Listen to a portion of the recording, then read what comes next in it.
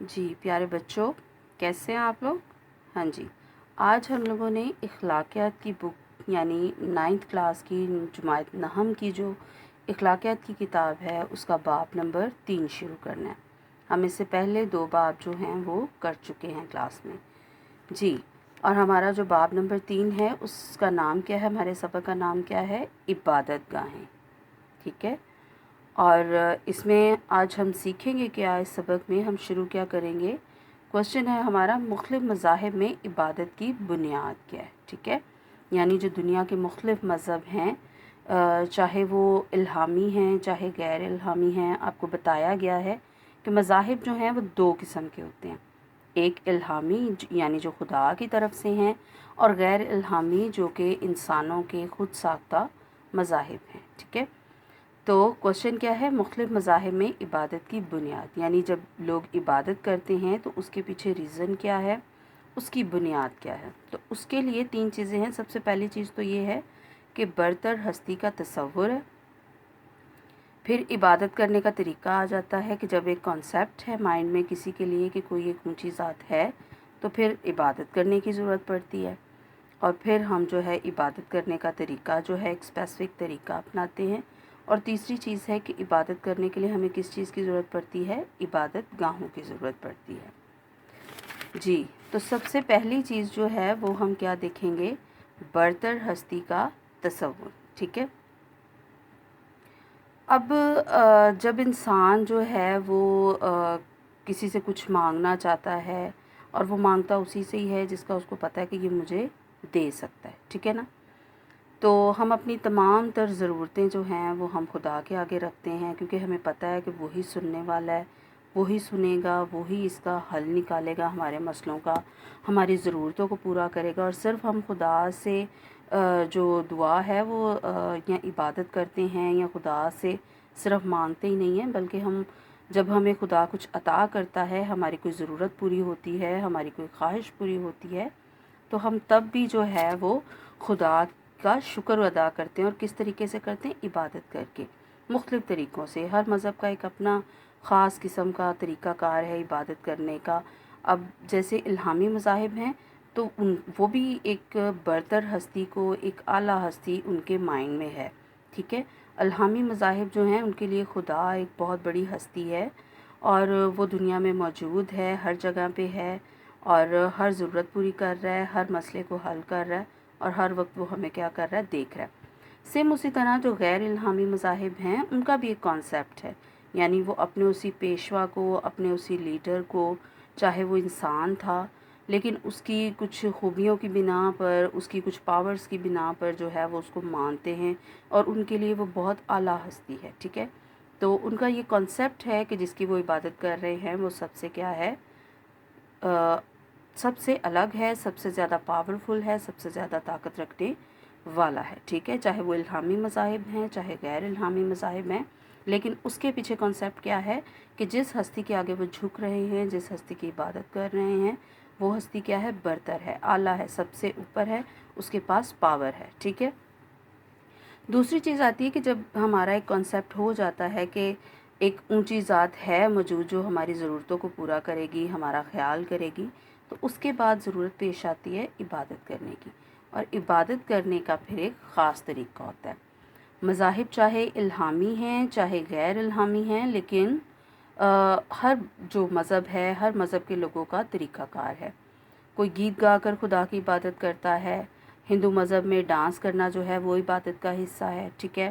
اس کے علاوہ کچھ مذاہب جو ہیں ان میں غور و فکر کرنا، ریاضت کرنا، وہ جو ہے عبادت کا حصہ ہے۔ مسلم لوگ جو ہیں ان کا عبادت کرنے کا خاص طریقہ ہے۔ کرسچن لوگ، سکھ لوگ جو ہیں، سب کا عبادت کرنے کا ایک خاص طریقہ کار ہے، ٹھیک ہے۔ اور ہر جو مذہب ہے اس کے عبادت کرنے والے جو لوگ ہیں ان کی جو عبادت ہے اس عبادت کے خاص حصے ہوتے ہیں، جو کہ ہم آگے جب اس سبق کو پڑھتے جائیں گے، مزید آگے بڑھیں گے، مختلف مذاہب کی عبادت گاہوں اور عبادت کے طریقوں کے بارے میں پڑھیں گے آپ نیکسٹ لیسن میں، تو تب آپ کو پتہ چلے گا، ٹھیک ہے۔ کہ جب ہم کسی برتر ہستی کو مانتے ہیں تو پھر اس کا شکریہ ادا کرنے کے لیے یا اس سے مانگنے کے لیے ہمیں ضرورت پڑتی ہے، اور اس ضرورت کو ہم کس طریقے سے پورا کرتے ہیں؟ عبادت کر کے، اس برتر ہستی کی تعریف کر کے، اس کا شکریہ ادا کر کے، گیت گا کر یا دعا کر کے، حمد و ثنا کر کے، جس طریقے سے بھی ہم عبادت کرتے ہیں۔ اور تیسری چیز کس چیز کی ضرورت پڑتی ہے؟ عبادت گاہوں کی تعمیر کی، یعنی جب ہم اس برتر ہستی کی تعظیم کرنا چاہتے ہیں، اس کے لیے پھر ہمیں عبادت کرنے کی ضرورت پڑتی ہے۔ اور عبادت کرنے کے طریقہ کار کون بتاتا ہے؟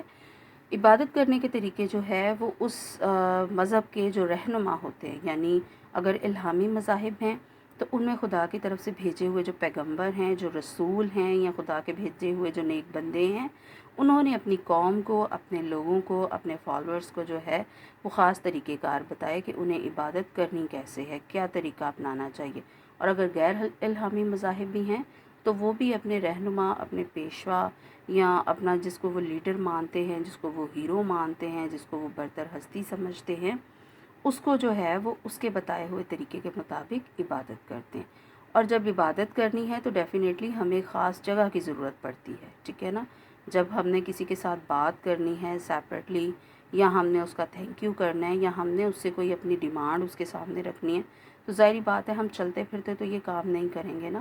ہمیں اسپیشل ایک صاف ستھری جگہ کی ضرورت ہے، ایک اسپیشل جو ہے الگ تھلگ جگہ کی ضرورت ہے جہاں ہمیں کوئی تنگ نہیں کرے گا۔ تو وہ کیا ہے؟ اس ضرورت کو پورا کرنے کے لیے لوگوں نے پھر کیا بنائی؟ عبادت گاہیں بنائیں، ٹھیک ہے؟ تو جتنے بھی مذاہب ہیں، چاہے الہامی مذاہب ہیں چاہے غیر الہامی مذاہب ہیں، سب کی عبادت گاہ ہوتی ہے، اور وہ عبادت گاہ، وہ جگہ جو ہے وہ ان کے لیے بہت اہم، بہت مقدس اور قابل جو ہے عزت جگہ ہوتی ہے، اور اس کی جو ہے وہ کیئر کرنا ان پر بھی فرض ہے، اور دوسرے مذاہب کے لوگوں کا بھی یہ فرض ہے کہ وہ اس کی عبادت گاہ کی، یا اپنی عبادت گاہ میں بھی جب وہ جاتے ہیں تو اس میں بڑے اچھے طریقے سے رہیں اور اس کی عزت اور آبرو کا خیال رکھیں۔ وہاں عبادت گاہ میں پڑی چیزوں کی یا عبادت گاہ کی جو بے حرمتی ہے وہ نہیں کرنی چاہیے، ٹھیک ہے؟ اب اپنی اس ضرورت کو پورا کرنے کے لیے، ٹھیک ہے، عبادت کرنے کے لیے اور خدا سے بات چیت کرنے کے لیے، یا اپنی جو اونچی ہستی ہے اس کا تھینک یو کرنے کے لیے، اس کو خوش کرنے کے لیے کس کی ضرورت پیش آئی؟ عبادت گاہوں کی ضرورت پیش آئی۔ اور پھر مختلف مذاہب نے اپنی عبادت گاہیں قائم کرنا شروع کی، اور اس وقت دنیا میں جہاں بھی آپ جاتے ہیں ہر جگہ آپ کو ہر مذہب کے لوگوں کی آپ کو عبادت گاہیں نظر آئیں گے۔ آپ اپنے ارد گرد دیکھتے ہو، آپ کو مساجد نظر آتی ہیں، آپ کو چرچز نظر آئیں گے، آپ کو مندر نظر آئیں گے، گردوارے نظر آئیں گے، وہارہ نظر آئے گا، یعنی جتنے بھی دنیا کے مذاہب ہیں ان کی آپ کو عبادت گاہیں ضرور ملیں گی۔ جی تو اسٹوڈنٹ، کیا ہم نے آج سیکھا؟ ہم نے اخلاقیات کی کتاب کا، جماعت نہم کی اخلاقیات کی کتاب کا باب نمبر 3 شروع کیا، اور ہمارے اس باب کا نام کیا تھا؟ عبادت گاہیں۔ اور اس میں ہم نے سب سے پہلی چیز کیا دیکھی؟ مختلف مذاہب میں عبادت کی بنیاد کیا ہے، اور کیا ہے سب سے پہلی چیز؟ برتر ہستی کا تصور ہے۔ دین اس ہستی کو خوش کرنے کے لیے، اس کا شکریہ ادا کرنے کے لیے ہمیں عبادت کی ضرورت پڑتی ہے، اور عبادت کرنے کے لیے جو اس مذہب کے رہنما ہوتے ہیں، یہ خدا کے بھیجے ہوئے جو نبی پاک بندے ہوتے ہیں، وہ ہمیں کیا بتاتے ہیں؟ عبادت کا طریقہ بتاتے ہیں۔ اور تیسری چیز یہ ہوتی کہ عبادت کرنے کے لیے، اپنی اس ضرورت کو پورا کرنے کے لیے اور اس برتر ہستی کا شکریہ ادا کرنے کے لیے، اس کی تعظیم کے لیے، اس کی عزت بڑھانے کے لیے ہمیں کس کی ضرورت پڑتی ہے؟ خاص جگہ کی، ایک پاک جگہ کی، اور وہ جگہ کیا ہے؟ عبادت گاہیں ہیں۔ Thank you students.